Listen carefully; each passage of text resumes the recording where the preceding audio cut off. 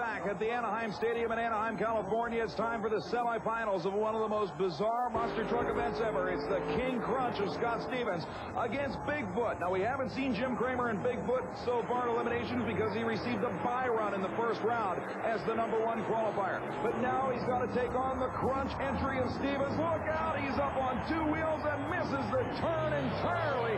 Kramer will get another free ride. He'll bring it around the last turn rather easily. The King Crunch machine out of the race entirely. Now, Kramer had intimated previously that he may be having parts problems. Chris Chapman talked to him after his first round bye run to find out. Jim Kramer, you took it out Lacey on that bye run. Well, yeah, I've got a few problems from last night.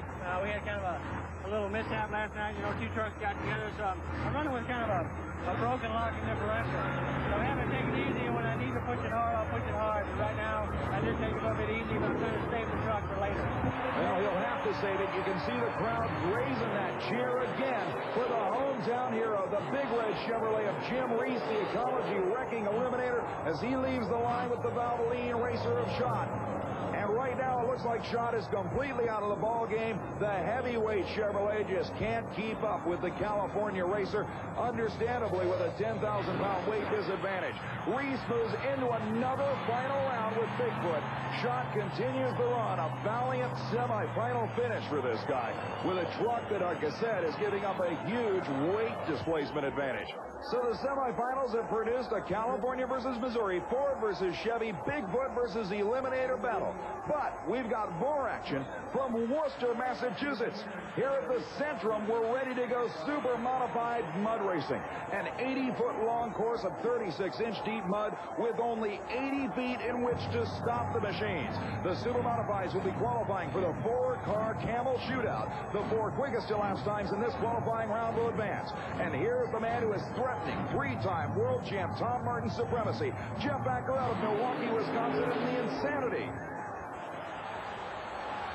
A great run for the Milwaukee racer with supercharged Chevrolet power. Acker, 1.780 seconds. That's on a world record of 1.762 seconds. Here's the brother team, Jeff and Jack Sturgeon from Michigan, who finished #2 in the world in 1989 to Tom Martin. A great run, full throttle to the finish line. Sturgeon's Ground Zero Chevy S10, a career best 1.795 seconds. Tremendous run in this track here at the Centrum is already proving to be one of the quickest ever. This time around, Chad Miller from Ohio, the Instant T supercharged 1927 Ford. We've seen this one on ESPN already, upside down. The light goes green. Miller hard on the brakes. He stops it within the allotted 80-foot distance, and he's happy with that. The elapsed time, another great one, 1.791 seconds. And Miller, here's the time, and he's thrilled with that run. That'll put him 3rd in the field. But on the starting line, it's the killer, 3-time world champion Tom Martin. Martin hard on the brakes. He'll stop it in time. The mark to beat 1.78 seconds. Martin runs 2.02 seconds. It'll only qualify him 4th in the field, and he'll have to hang on to the bump spot. And you could see he was disappointed with that one. Meanwhile, on the starting line is Mike Spino, one of New England's finest and a true character.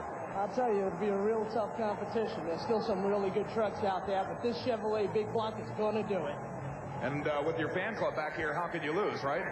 Nothing but R&R Machine is #1. That's why we call him the Madman. I don't think anybody enjoys racing any more than Mike Spino.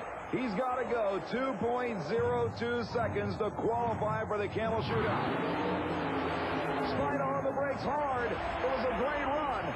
The elapsed time, 1.83 seconds. He knocks the 3-time world champ out of the field and qualifies for the Camel shootout, and even he can't believe it. A career best. What a pass for the beast. Meanwhile, on the starting line, it's the Team Rancho Ford-powered Thunderbird of Michigan's Mark Watrous, the quickest Ford in super modified mud racing history.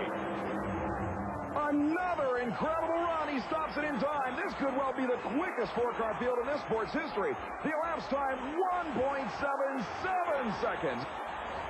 The helmet comes off. Boy, did you pull it out. New track record, #1 qualifier, 177. You're on the pole. Yeah, the motor didn't quite feel right. I got something that ain't quite right, but you know how it is. When you're on the line, there's no second chances. Go. You're in a completely different situation than most drivers in that you can't see very well out of this thing. First of all, how did you feel about running into this bulldozer down here? Well, you try and block it out. You line the poles up on both sides and mash the gas. You did the job, buddy. #1 for the board. Thank you, Brett.